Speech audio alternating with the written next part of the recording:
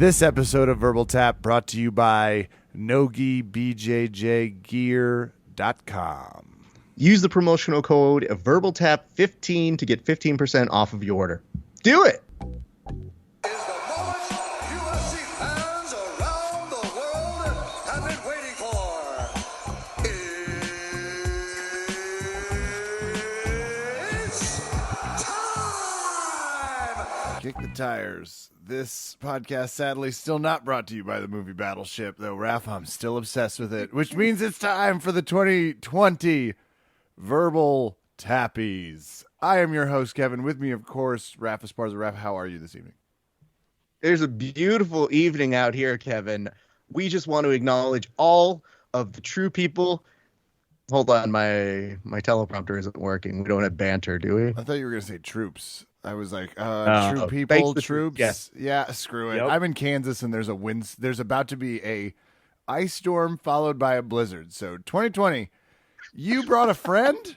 I don't know why. I did. Listen, Kev, as per tradition on the Verbal Tappies, we understand that people listen to our jokes pretty much weekly, but we decided this week to bring on a guest, somebody within the Verbal Tap family, somebody who has been near and dear to us, but has run away from us for a little while.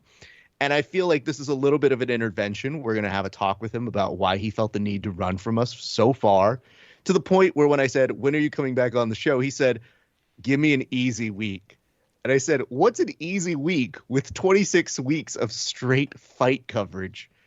And he said, please lose my number. And yet we didn't. So ladies and gentlemen, coming back to the show after a nice hiatus, too long if you ask us, our good friend, New York Rick. Rick, how are you doing, sir? I'm fantastic. What an introduction. Some of it true, some of it untrue. We can get into that. But it is good to be back. I'm glad to hear both of your voices, although that may seem counterintuitive because of, the fans, probably not wanting to hear your voices and wanting to hear mine more. But it is good to hear your voices since it's been so long. This is why we never mention he works at ESPN or any of the shit he does. Mm-hmm. It's just like immediately, I don't need this. Not on my own podcast. But I'm more excited to talk to you about the following. Your insane optimism about Sexland, the Cleveland Cavaliers. This is unbelievable to me. Are you okay? You doing all right? Just friend to friend? You're not on Team Sexland. You're not on board with the finest backcourt in the league. I love the nickname. Best backcourt. I want to be clear. Best nickname back, way better than the Splash Brothers because that alludes to it. But this is much more right direct down the Ohio. Yeah, this is a little more on the nose, right?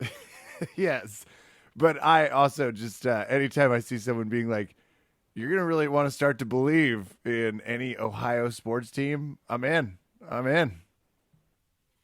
Listen, it's a bit tongue-in-cheek. It's a little bit tongue-in-cheek, but the reality is, if we're going to get serious for a second about Cavs basketball, Colin Sexton is a great young player already. Somebody I think can be, the number one, number two option on the team down the line.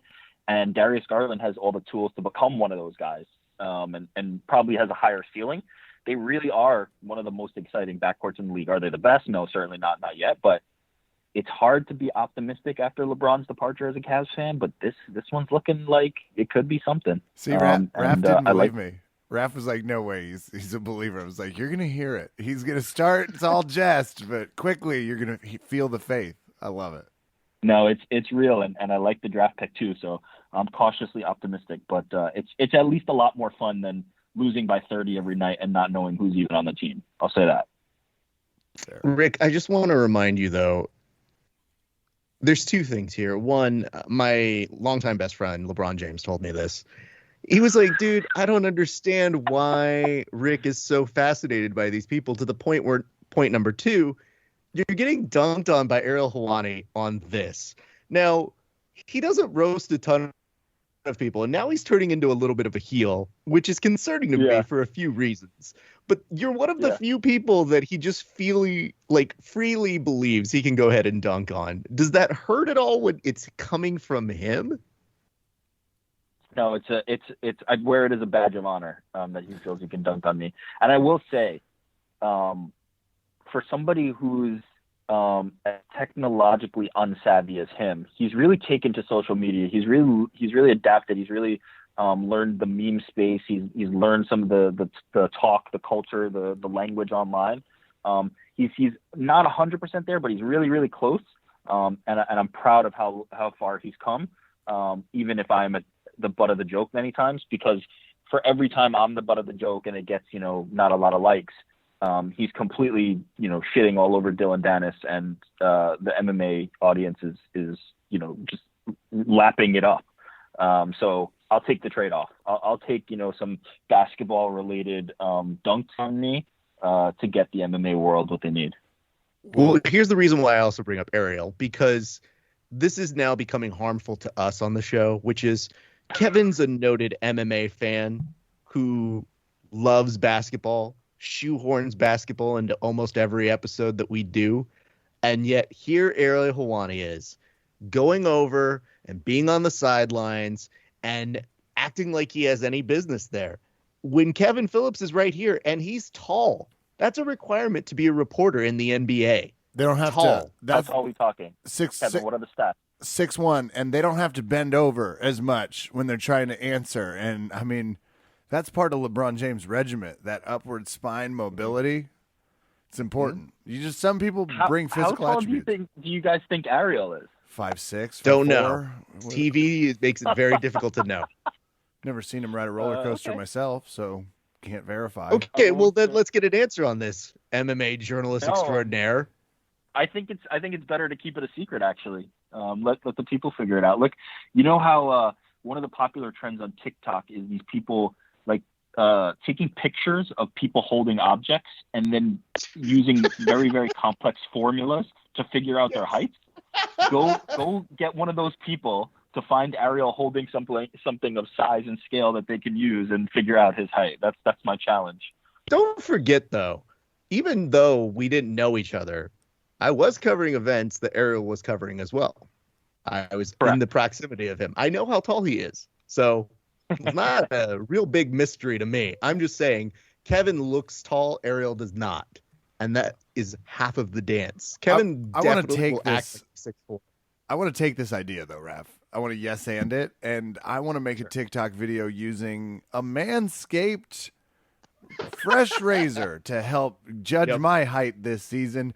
You can get the loved ones in your life a Manscaped as well. Use the promo code VerbalTap15. You're going to enjoy VerbalTap.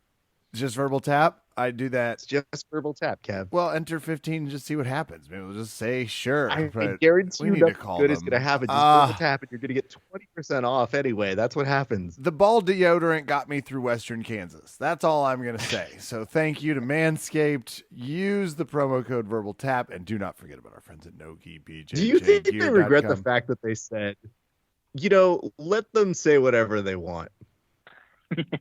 I would, but that was after I was manscaping on air. I was trying to have my own Howard Stern moment and then realized no one cared. So that was fun. But also head over to NoKeyBJJGear.com, where this time you're going to need that 15 at the end of Verbal Tap. Get a code, correct. Look like Gordon Ryan without that stupid Puerto Rico socks sandals combo. Unless you're into it, knock yourself out. That is, can you imagine someone using just a tiny, now I need to look up these TikTok videos, a tiny manscaper to measure their height, but no. Oh, they'll do it, Kevin. If you post a picture of you holding that Manscaped thing, the shaver, they will do it if you ask them. It's the internet. Rick, we haven't fucked around with the TikTok. Please explain to us what the appeal of the TikTok is, because now it's essentially on Instagram. Yeah, you're right. A lot of the things that start on TikTok do find their way to Instagram, but I would say this, like the people that are posting reels on Instagram are kind of just porting over TikTok content. It's not really the same kind of creator space on Instagram.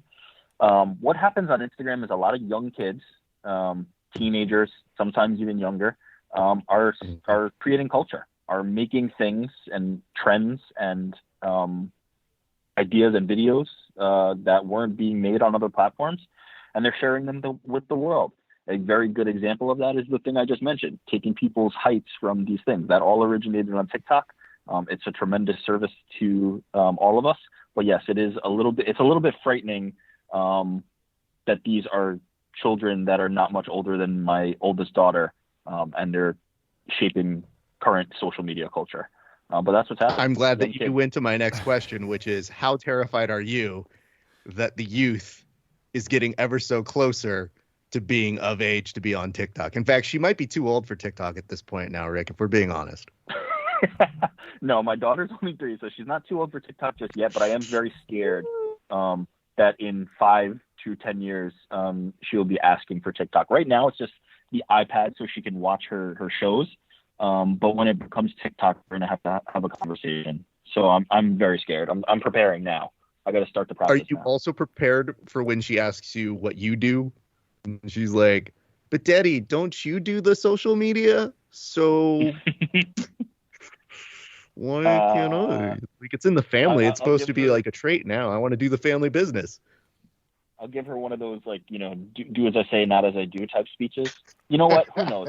Maybe by then I'll be comfortable with it and she can use it, but password protected, and I have to. No, you know what? No. You're from Queens. No, you're making this sound way nicer than it's going to be. She's going to be 12. You're going to be like, get off your phone. We're at dinner. She'll be like, you are the phone. It's just going to be a good classic New York fight. But good time to mention Eric Jackman, a senior social media specialist. So when he uses some of these buzzwords, that's why he can't help it.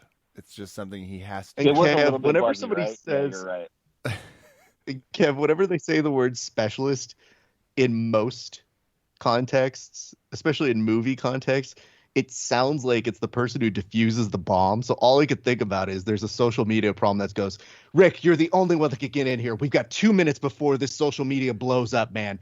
We need you to diffuse the situation. And it's a little bit like that, but it's almost more like I'm avoiding landmines on social media than diffusing them. It's like everything you say on social media can in turn become a landmine, and having to kind of sidestep them. That's the specialty. Just like in the movie Battleship or Hunter Killer, you're going to find all the suspense and action you need. Neither, again, sponsoring this podcast. I'll get past that. Can we get to the verbal tappies? Yes. So just so everybody knows, end of the year, everybody gives out their awards. Some people, ESPN, give out legitimate awards. So they spend all these times going through fight footage, saying what your favorite votes are, all those sorts of things. We have no time for that. We just give a series of meaningful yet insignificant awards to people that we feel are truly deserving. And this year we have brought on New York Rick to help us give out some of those awards to the lesser categories that maybe didn't make the final cut. In fact, I'm sure there are a few landmines that we're going to see Rick dance through right now, being the specialist that he is. So not only will he be able to help us present some of these, but he may be able to walk us through how to get through it in a PR maze so that we don't offend the wrong people. Does that sound about right, Rick?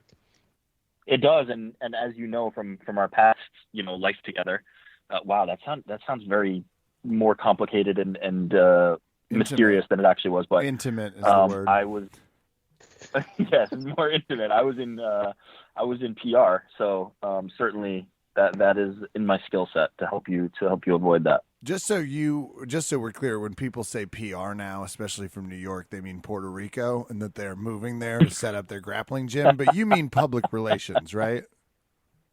I do, but I am also moving to Puerto Rico to train with Gordon Ryan and team. I was going to assume you were going to announce it somewhere on the podcast that the whole New York Rick clan will now be doing social media specialties from the great island of Puerto Rico. So indeed. I have for the first award, and I'll give you all some options. Okay. Weirdest fight of the year. Weirdest fight of the year. I have up first Tyson versus Diabetes. I have Nate Robinson versus Gravity. And then I just have a category called Fight Island. Are we choosing between these, or can I fill in the blank on one? You can absolutely fill in the blank. Fill in the first blank. of all, give us some nominees. Do you have any nominees I left off that you'd like to, or fill in the blanks?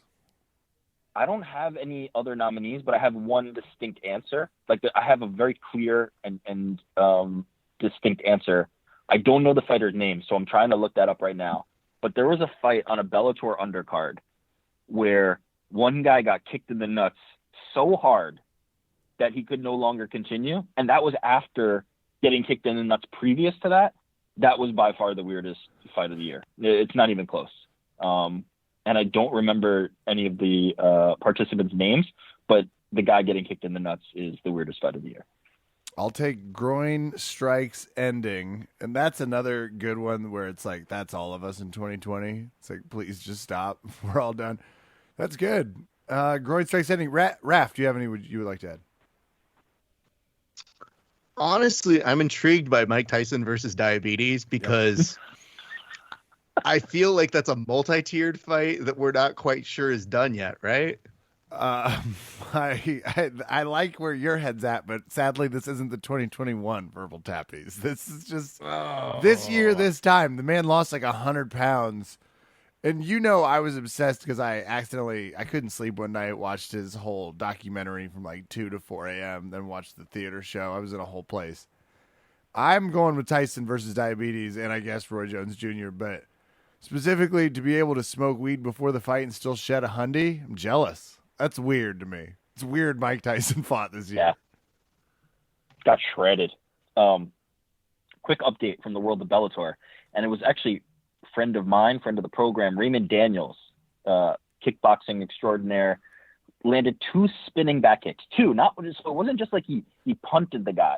2 spinning back kicks to Peter Stananik's groin that got him disqualified. So unfortunately for Raymond and much more unfortunately for Peter, that was the fight, and that is my pick. And Peter's like a dad trying to get his kids to shut up on a road trip. He's like, this is why we don't throw spinning back kicks. This is why.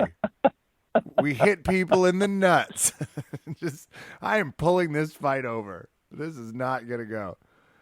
All right. Well, I accept that. Anyone else want to go next with an award? Yeah, I'll go next. So this is the Choice Dana White Moment of the Year. The nominees are Fuck You Media, we're doing Fight Island. Also, Fuck You Media, we're not doing Fight Island. And Fuck You Media, we're firing these fighters. I'm open to hearing your arguments as to which one wins. Kevin? I would like to add Dana White at the RNC. I want him in that. He was right after the Missouri couple that just pointed guns at people. So that's good. Rick?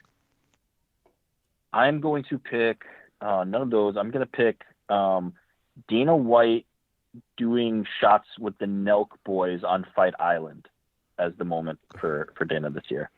See, this gets into a whole category called Fight Island moments, but it's funny when it that's one of the rare answers that could win multiple categories. Then, do we add any of the people he got in celeb fights with about cocaine? Didn't he have a whole fight with Oscar De La Hoya? Yeah, he buried De La Hoya with that one. He did. But was that this year? Because I honestly don't remember if it was this year or not. That was. He's done it a few times, but there was certainly one this year. I think he got into it with Mayweather. I don't feel great about Rick being our fact checker saying like it was bound to happen this year. I'm pretty sure it did. Can't prove it, but good enough. Unfortunately, gentlemen, you have been overridden. The winner of this year is Fuck You Media, we're not doing Fight Island. Who can forget when earlier this year Dana had to eat crow? This is, of course, before he produced a video in which he congratulated himself for putting on events while at the same time dunking on MMA journalists who, have the best career in the world. Let's be honest. They get treated far too nicely. And for him to do that, it was kind of one of those moments where Dana White also didn't mention at all anything that Disney told him to stand down, because actually they're the people that made Fight Island not happen. Anyway, those are details, my friends. I want to take this behind Dana White. Let's get to Fight Island awards, because I want to do all right. is it any of the three of us like Fight Island? Did any of us feel like we got our money's worth? Because if not, I'll just challenge New York Rick to taking that side. I enjoyed Fight Island. I thought it was great. Shit, yeah. All right. So, most disappointing moment of Fight Island. Let's start with that. I'm going to go, for me, the clear award is didn't look anything like the first Mortal Kombat movie. Second, wasn't outside. Third, wasn't an actual island. Fourth, not one shark. Not one shark. Anyone. No sharks with laser beams. Yeah, no, that was a shame. So let me get on the same page with you. Am I going to counter these points with the successes of Fight Island? Am I going to wait on that and just kind of lean into these disappointments? Like, what do you want me to do here? Because I'm firmly in Team Fight Island. I need a point of clarification. Did you actually go to Fight Island? Because I don't know this about you. I did not. The travel was quite restricted at the company, so I was not able to travel after March. The last event I went to was Israel versus Yoel in Las Vegas, and then did not travel after that in March. Perfectly fine. And if we're being honest, probably good for a family man. So I think it kind of worked out in your favor. I just wasn't sure if you had any other nuggets that I wasn't prepared for, like Dana White taking shots, because I looked at that and I go, oh, I didn't have that on my list. No, so the Nelk boys posted that on their YouTube channel. Now, for transparency, I have never heard of the Nelk boys until they showed up on Fight Island, but that was quite glorious. What's a Nelk boy? Is that like a Paul brother but richer? What is that? They're YouTube influencers who do a lot of like brotastic type stuff. Pranks and things, and they did some interviews with fighters on Fight Island. They watched the final event. I forget which one it was. What was the final pay-per-view on Fight Island? Oh God, they're all running together. I believe it was COVID UFC 19 and a half. That last one is the one with no fights. Yeah. They hung out on Fight Island. They talked to. It was the Gaethje and Habib fight, 254, and they did an interview with Habib, which was cringe-tastic. If you've not seen that, they spoke to Justin Gaethje, and they did shots with Dana White. They looked like they had a good time. It was my fault for asking who the Neuro Brothers are. Raph, do you have any categories? Worst moment of Fight, or most disappointing moment of Fight Island? I mean, it's really hard to disagree with there's no spikes or sharks, so it almost feels like there might be a tie here. I would like to point out that you didn't mention this, and I don't think this is really there. I know you mentioned it's not an actual island, but I was really pissed when they didn't use the outdoor cage. Because why show a photo of that if you're just going to go, now we're going inside of this dome thing? I wanted basically what WrestleMania uses outdoors. I wanted a giant, just big chain link fence with GoPros on the inside. I was ready. Okay. I'm gonna have to be the baby face here, or maybe I'm the heel in this case. But yeah, Fight Island was awesome, man. Best part of Fight Island, go, because I have no categories for you. So what was the best? Well, maybe not quote unquote best or greatest, but my favorite part of Fight Island was wait, did this happen in Vegas or Fight Island? Oh, now I'm under the gun here. You're not. I love that you're fact checking yourself. It's like, wow, man. Dominic Cruz versus Henry Cejudo, was that in Las Vegas or was that on Fight Island? Oh yeah. Oh, that might have been 249. So that might have still been. That might have been Florida even. Ferguson versus Gacy was 249. So let me find. Yeah, in Florida. I'm staring at the roster here, and to your credit, there were so many fights. It's really difficult to keep stored in the knob. Favorite Fight Island moment: Khamzat Chimaev just existing, just his emergence into the world. I'm very happy to have Khamzat Chimaev in the MMA space. He's great for my job, first of all. He's an MMA social media darling. Everybody loves his content and engages with it. But yeah, I just think the sport is better with Khamzat Chimaev. So the emergence of Khamzat Chimaev, number one, not bullshit, and best moment of Fight Island. All right. That's nice, but I don't feel it's compelling enough to really go down Kevin's shithole, which are very compelling arguments, which is, why are you going to call it Fight Island if it's not a fight or an island? So, Well, I mean, we could get into the technicality of it actually truly being an island and all that stuff, but the UFC brought fights to the world, broadcast on ESPN, and people watched them, and it was tremendous. They had fights in Jacksonville, Florida. Boy, is that an island. If I've ever been to one that's not technically surrounded by water. So the moment I was going to say, but then it didn't end up actually happening on Fight Island. Maybe I'll save it because it might fit in another category later. So actually, I'll save it. Well, you know what? You have not presented a category for us. So now I'm going to throw the ball to you, sir. You have a category for us. When I agreed to do this, I didn't know that I was going to be coming up with my own categories on the fly, but I'll play ball. I'll figure out a few other things to shoehorn in. No, I've only watched any more caveats you want to lay down first? Hours of fights this year. Whatever would I be able to come up with on the fly? I'm just a lonely social media specialist. This is what guests of VerbalTapCast should know. One, you're going to be berated from the moment you step onto the platform and engage with these guys. Number two, they're gonna pretend to be happy to hear from you and happy to see you and all chummy, and then they're gonna surprise you and act like, oh, you didn't know that you should come up with a category ahead of time that we didn't tell you about and just asked you to do this the day before. Well, that is the VerbalTapCast experience. People, be aware. For anybody out there. Technically, we've been trying to book you for about 16 weeks and you've been too busy. So I just want to make sure that people know that as well. Fact check as well. He's perceptive enough to know we were pretending to be excited, though, Raph. That's heartening. That's a big emotional sweep. I also want to make sure that people know that they're not safe if we go to guest on their shows, because it has become very alarming to people when I roast them worse on their own shows than I do on this show. And they're always like, but I'm in charge here. And I go, are you? It's like the Bane scene. Why would you book where the guy's like, what does he say? He's like, I'm in charge here, and then Bane just rests his hand on his shoulder, and he says, "Do you feel in charge?" Tremendous. What an incredible movie. That is best movie moment of 2017 was probably not Batman Forever, but whatever, or Returns, or Batman Layaway, whatever that one was. Wow, Jesus Christ, Kev. Batman Layaway is the one I want to see. It's how he paid for the Batmobile, so he had to put everything on store credit. He's like, I'm not ready to get this belt yet, but can you hold it for me? I'll be back. Good stuff.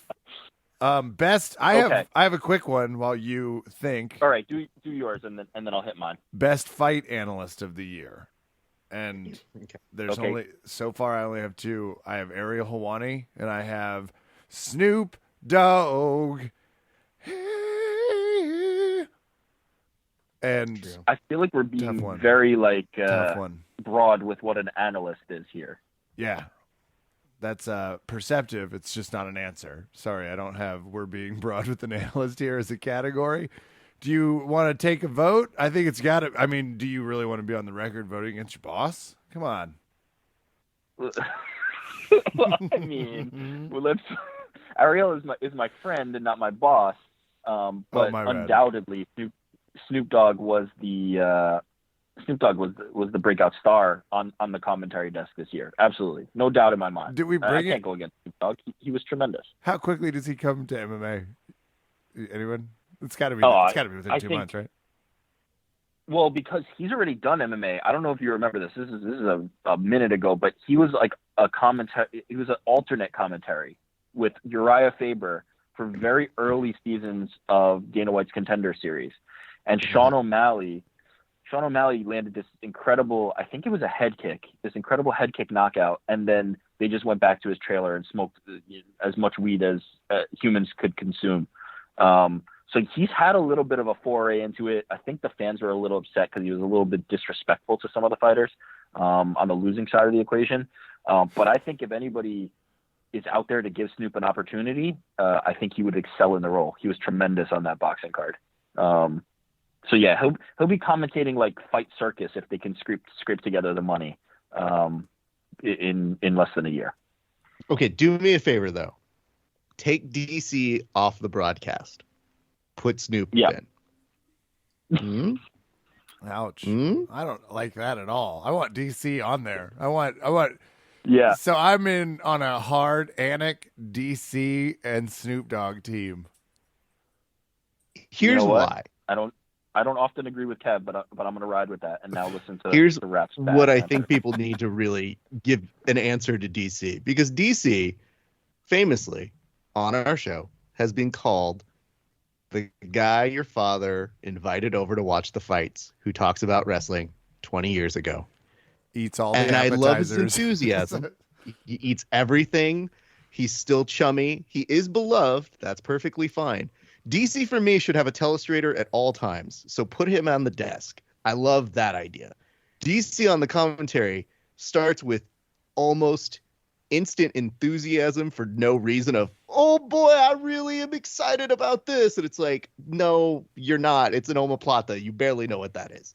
So I love you, DC. Give you the John Madden telestrator so that you can just chill on the sidelines. It's so funny when he starts a joke and I go, this is not going anywhere. And they are going to laugh because it's not going anywhere. And Joe Rogan starts laughing at him because he just loves DC. And I say to myself, sounds like a good party. Mute. Put Snoop Dogg in there. I cannot disagree with your daddest man on the planet, title that you're awarding Daniel Cormier. It's accurate. But I think that's his appeal. That's his charm. And he kind of plays up and down to who's working with him. If it's DC and Snoop, I feel like he will rise to the occasion and be absolutely incredible. That's my desk. Kev's desk is my desk. Give me those guys. I'm just telling you, if you have Snoop and DC, that conversation will go in circles 30 times. And you will be exhausted and dizzy by the end of it, because Snoop's going to be like, for shizzle. And all of a sudden, DC's going to go, yeah, Snoop, I remember one time I smoked and I was behind like a gym, and he's going to bring that up every single time. Now, see, Snoop, the whole way that you really get in on smoking this is you got to attack the joint by rolling it up like this. You're going to go, why are we telestrating the fucking rolling of a joint now? Where have we gone? Meanwhile, Darren Till's going to get a sick knockout and be like coming over and commentating his own fights. So, we're getting close to that. I guess what I'm saying here is this. Snoop Dogg is terrible, but somehow made perfect sense on that boxing card. If that makes any sense.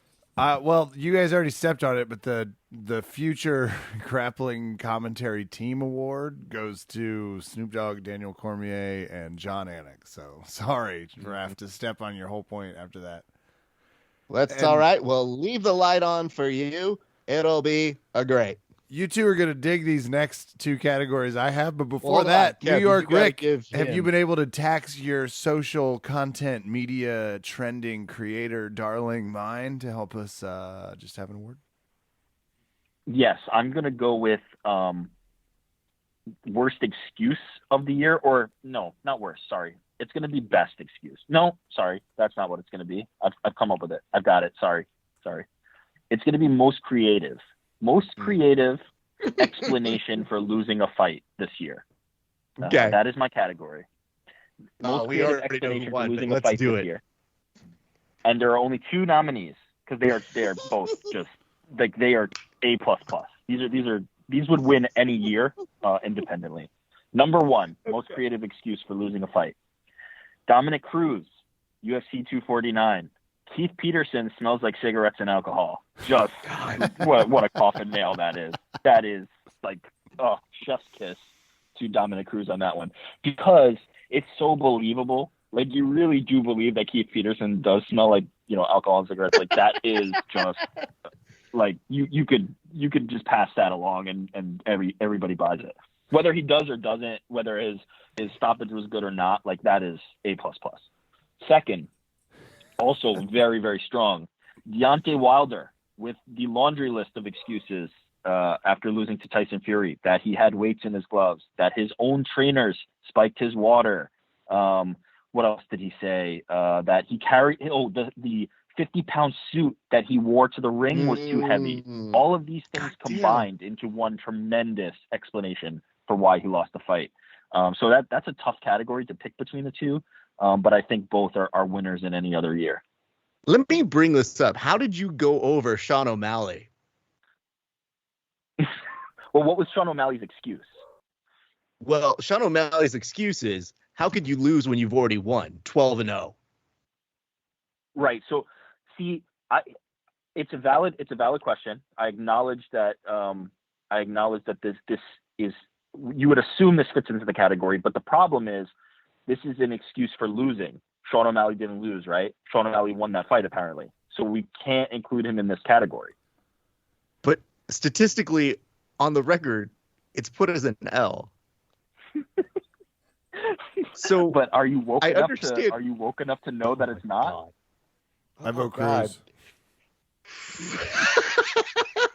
The reason why we love the Cruz one so much, by the way, is because it sounded like a bad sort of lyric from Chicago, the musical, where it's like, what's wrong with them? Boozing liquor. It's like, oh, okay. Well, you know, if anybody who I think is going to do that sort of a thing, it does sound like Dominic Cruz. So, yeah, dude, I forgot these things happened in 2020. This is how fucking long this year has been. That's a great. He fits right in, though. Nicely done. That's not a lot of people can come up with a category on the fly. If you're willing to hear what I want to talk about, or if you want an example, just head on back to last year's with Mr. Tonin. I have two quick ones. First, and this is just an announcement award. I'm just telling you, the John Jones Criminal of the Year award goes to Conor McGregor. It was an impressive year for him, but he did it hard. And the Rosie O'Donnell Award goes to, anyone want to take a guess? I'm going to say Rosie. Well, so she won it the inaugural year, but, well, she actually got Best KO of the year when they knocked her out of the Connors reboot, but I didn't have time. We didn't get to that one. That was announced at the Science and Tech Awards last week. The Rosie O'Donnell Award goes to the one, the only, Jorge Masvidal. Yeah, we were thinking it was going to be Colby Covington. You haven't seen some of this shit Jorge Masvidal sharing on social media. We're starting to question, among many things, gravity, vaccines. Does the Midwest exist theoretically or just in our minds? It's interesting, but I'm impressed and I'm proud of him. It's a tough year. It's a tough year to win that one. I couldn't give it to Gina Carano. She hasn't fought in like a decade. What we're doing? No, but she said some choice comments that have been still etched in the MMA Hall of Fame. So credit to her. And you know what? She's still a legend. We won't take that away from her. I have just a broad category for you all before I start to wind it down. Best fight movie of the year. This is a broad category. Ooh. It can just have a fight scene. It can be specifically about fighting. If anyone got through that god-awful movie named Jiu-Jitsu, I'd love to hear it, but it's sadly not a contender. I'm. Oh, wow. Okay. What? Do you think it should be? I'm surprised that it's not at least in the running. It's named Jiu-Jitsu. Now, I haven't seen it. I've heard that there's not any Jiu-Jitsu in it, but I thought it would at least be in the field. Do you want me to read you a couple of the lines from the movie Jiu-Jitsu? I would love that. And if you read them in your best Nicolas Cage voice, that would be even better. I think that was assumed. Was it? But go. Okay. And scene. There we go. You gotta use the Jiu-Jitsu, man. 1. Okay. 2. You know, the great thing about Jiu-Jitsu is what? Leverage. Factual. 3. Well, he's right. There are 6 different regions of Jiu-Jitsu. You've got to tap into each one of them, man. Say regions? Fancy. Yeah. Oh, okay.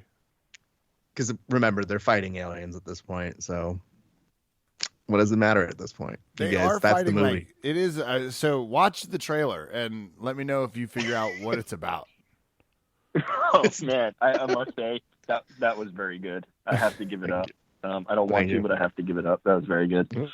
That's fair. Okay. Early candidates. Kev, I might. Oh, do you have one? Yeah, I was going to throw my first 3. My first 3 were easy. Okay. The movie The Gentleman, Knives Out, great great kind of fight scene. It's really him just slitting his own throat, but spoiler.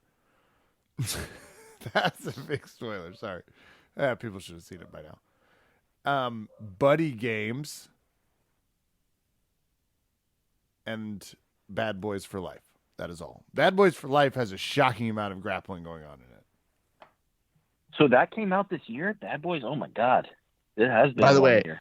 Holy if shit. I recall correctly, Bad Boys for Life is the #1 movie of the year because it's the only movie that came out. I think Sonic the Hedgehog might actually be neck and neck. It's one of those two that ended up being the movie there. I think Sonic the Hedgehog is the #1 comic movie adaptation of the year. I want to be Bad crystal Boys for clear. Life, It's not on my best yeah. fight movies. Not on mine, but I'll let you the nominate Dr. it. Robotnik fight at the end was top tier.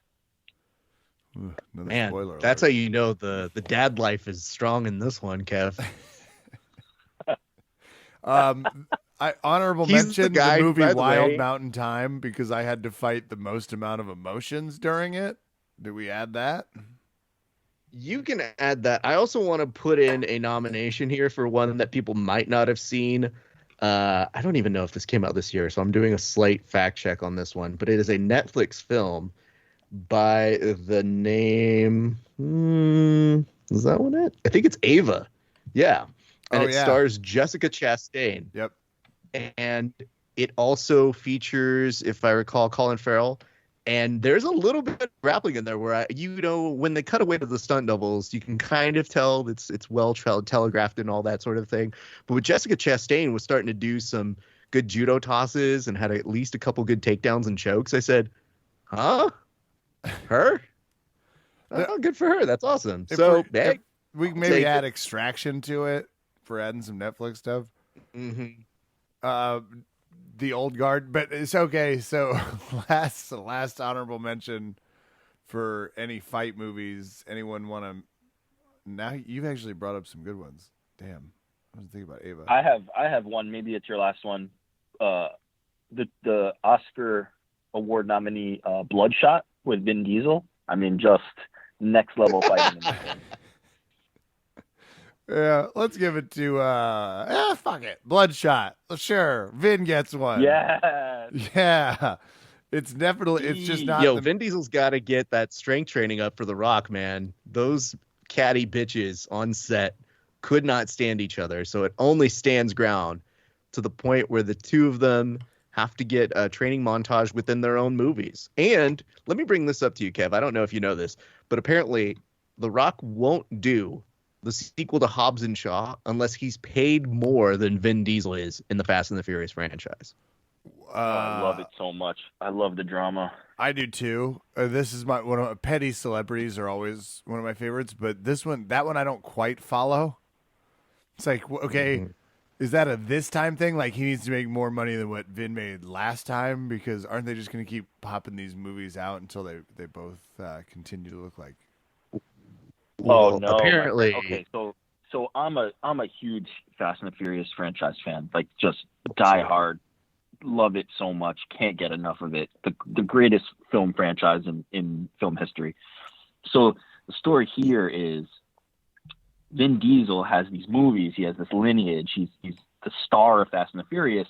Then The Rock comes in as a bit player, but The Rock, being the megastar that he is, in that time frame becomes, the biggest actor in Hollywood. So now all of a sudden it's a whatever you want to insert anatomy word here, measuring contest between The Rock and Vin Diesel.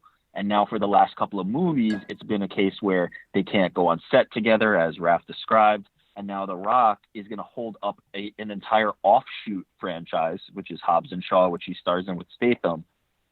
Unless he gets paid as much as Vin Diesel is getting paid, or more than Vin Diesel is getting paid for the main franchise to continue.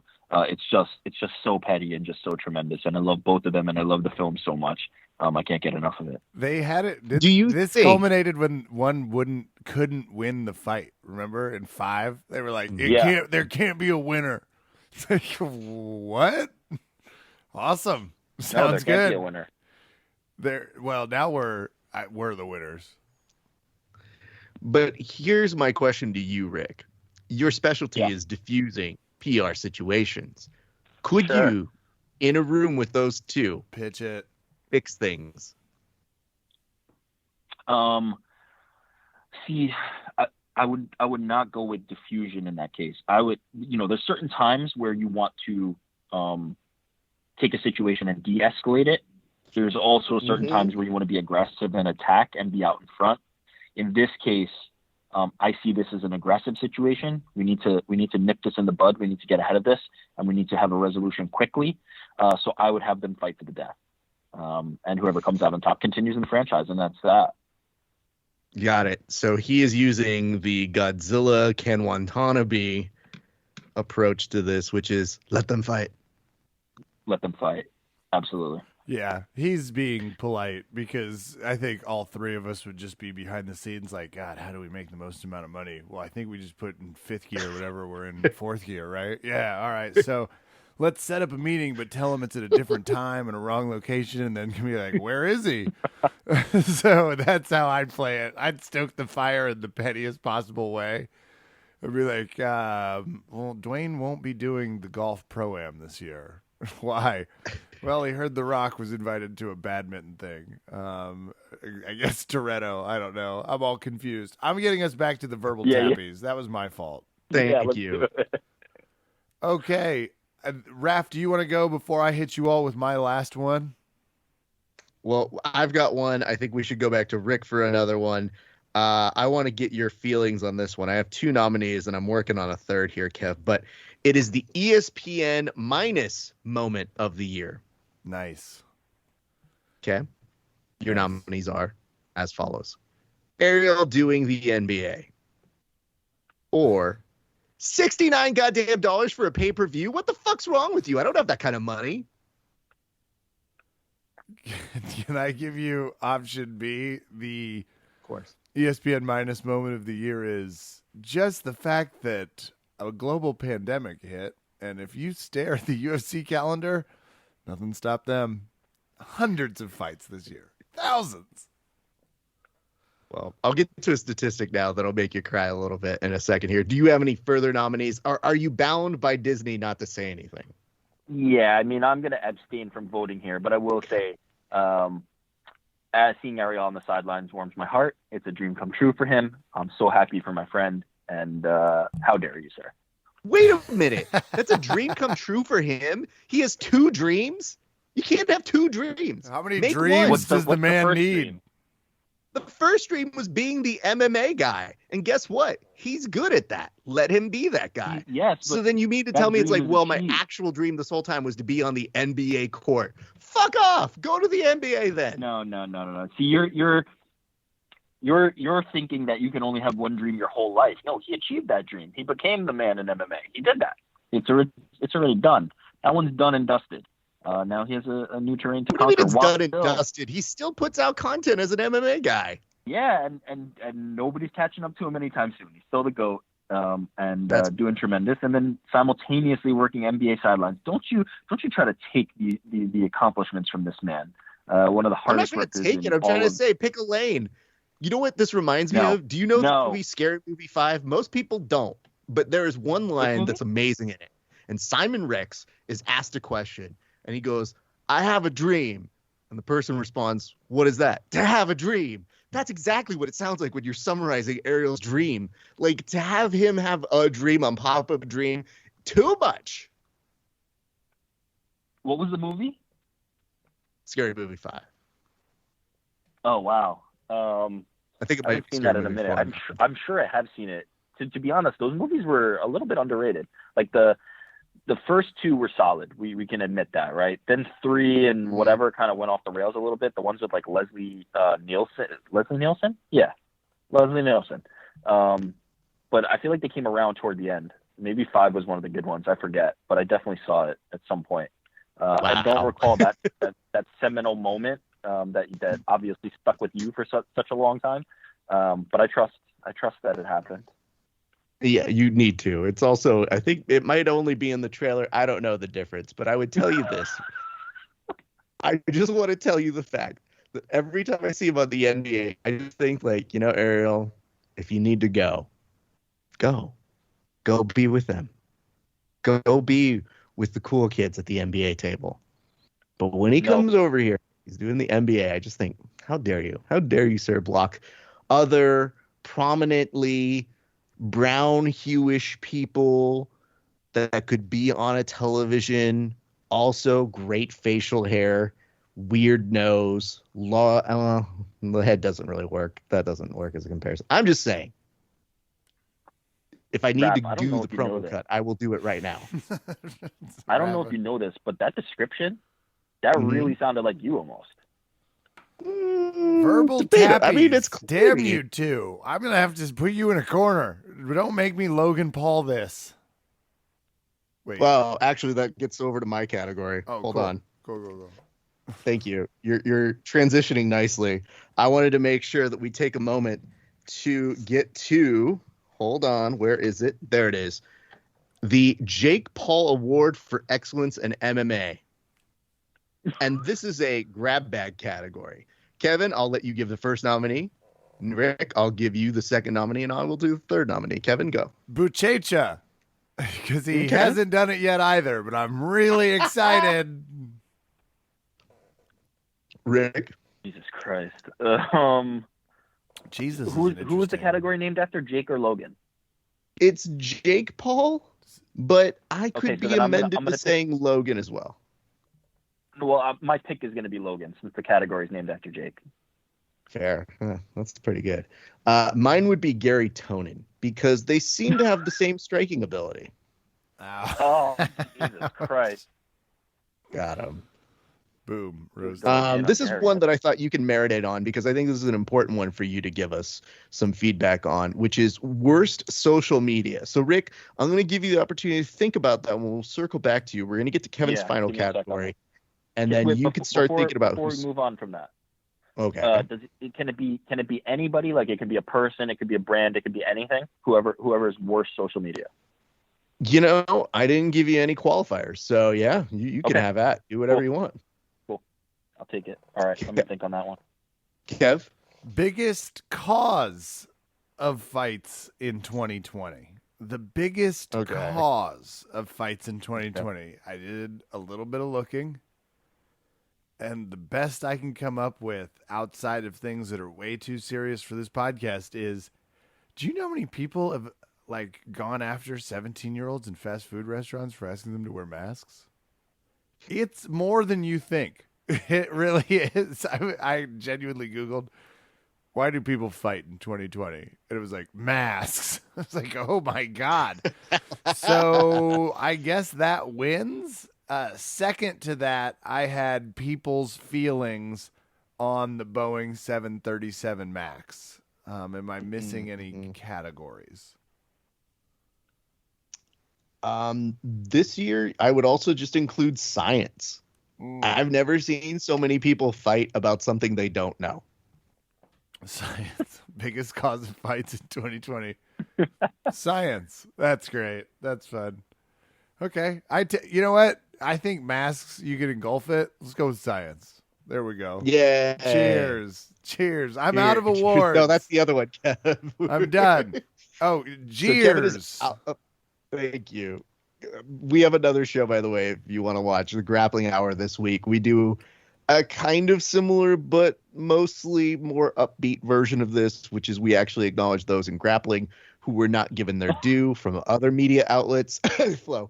And we do our best to acknowledge those folks. You guys can catch that. It's coming out as soon as I finish editing it. Anyway, Rick, what do you got for us on worst social media? Love that. I'm very intrigued. I love that you guys have one where you celebrate everybody and actually give out awards, and I get the one where you just take this opportunity to shit on the industry.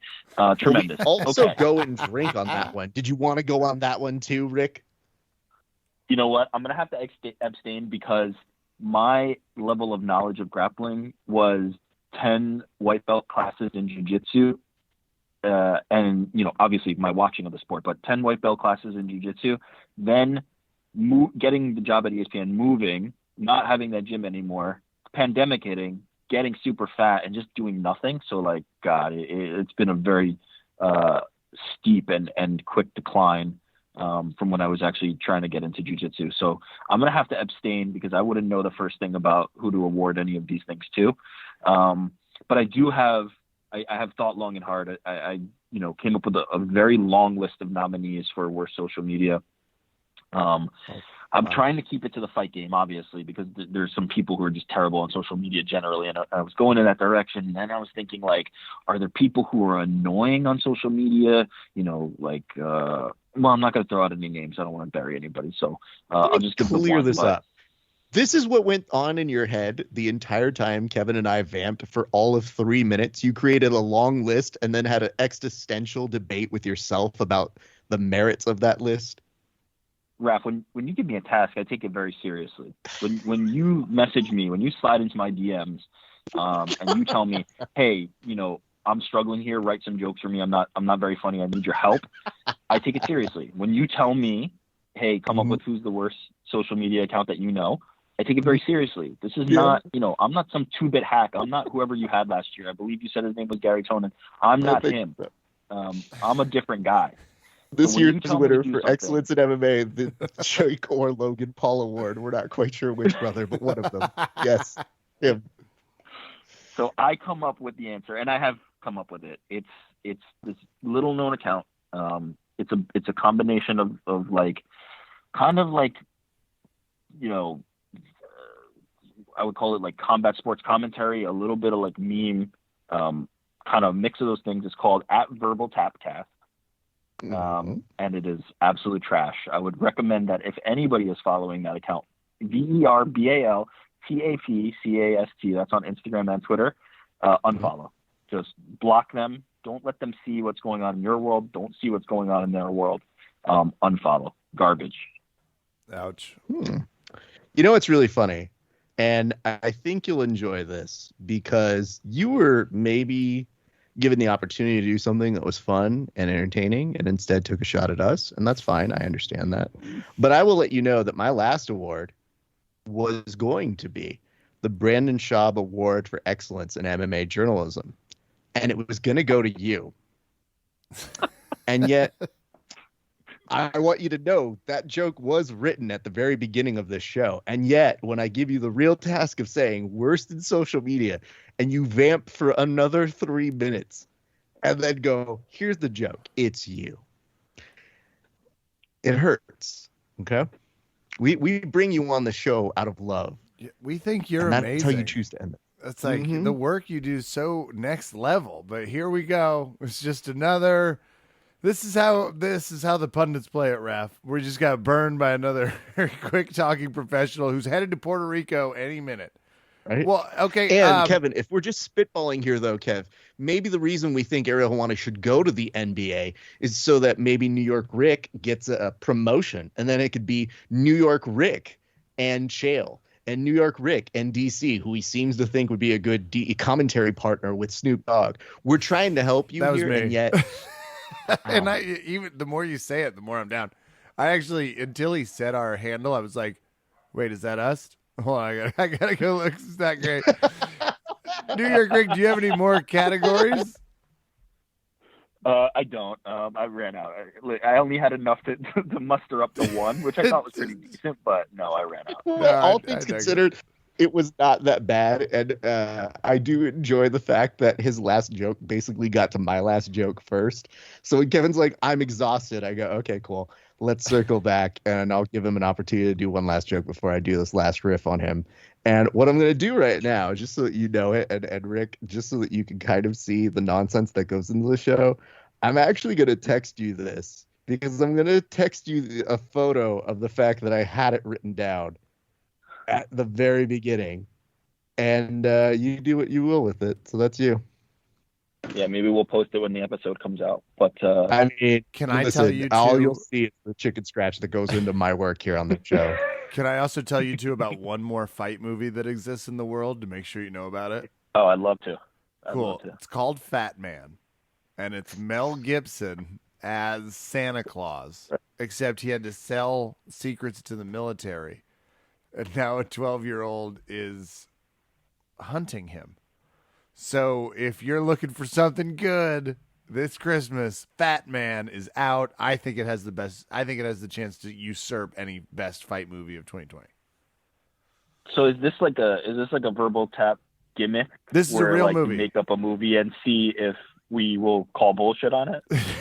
I wish, and that's how I feel now. You would assume so. This is a real movie, New York Rick, that you can buy on demand at this moment. I watched the trailer. I was like, you're shitting me. I read the description. I was like, boy, that acid you took was fantastic.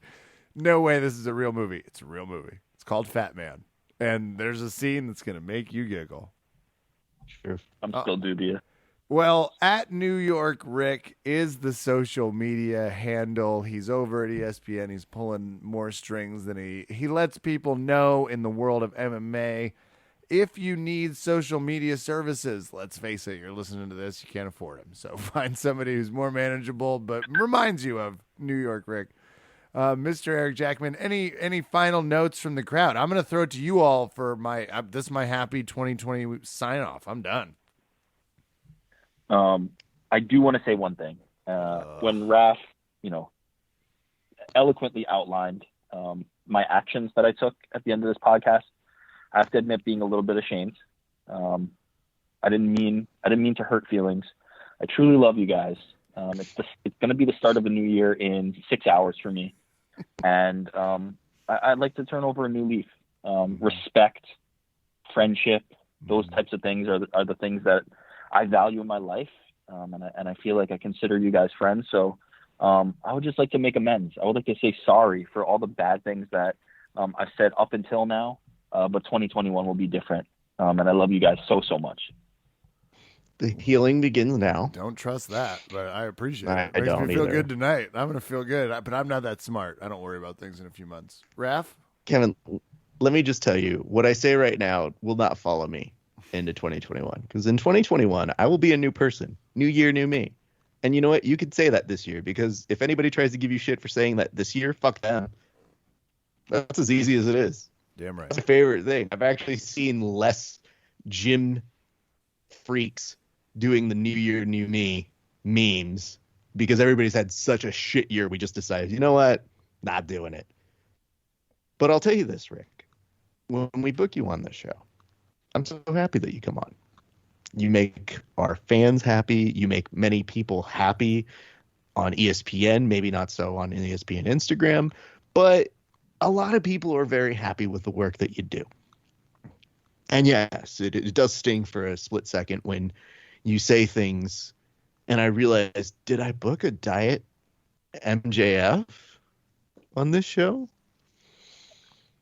It's like ordering a heel, but not getting the real satisfaction of a full heel with calories. I guess what I'm saying. There was a lot of mail this year, Raph. It was hard to get reordered. There was.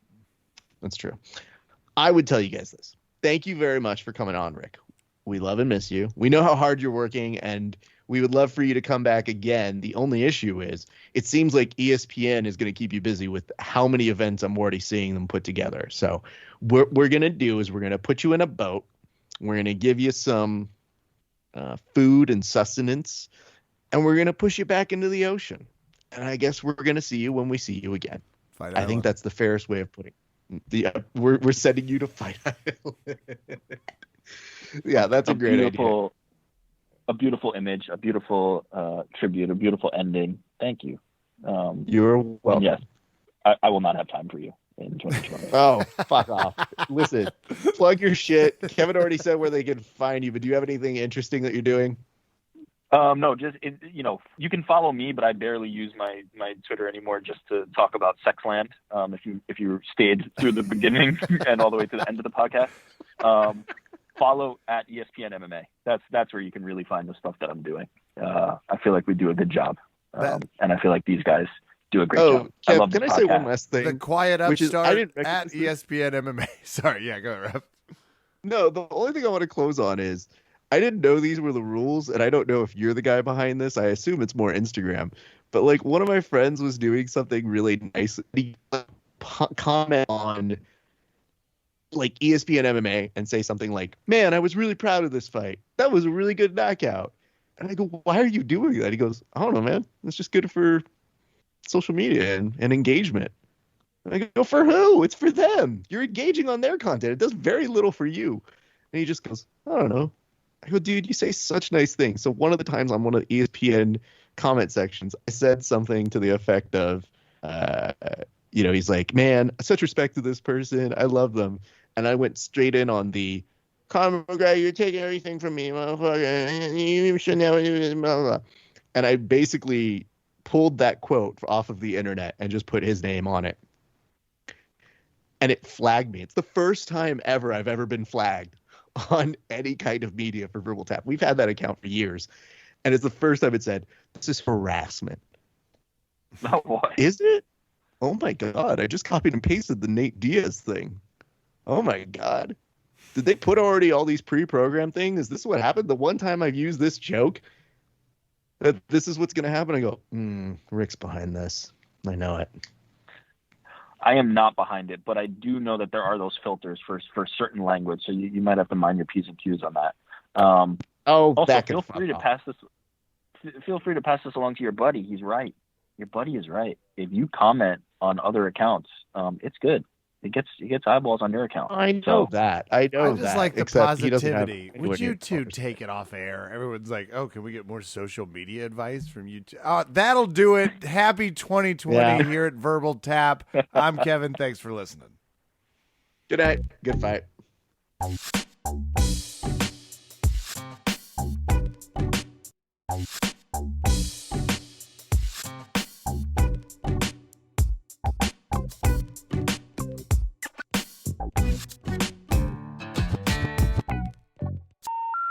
The number you have dialed has been changed. The new number is... Please note, the new number is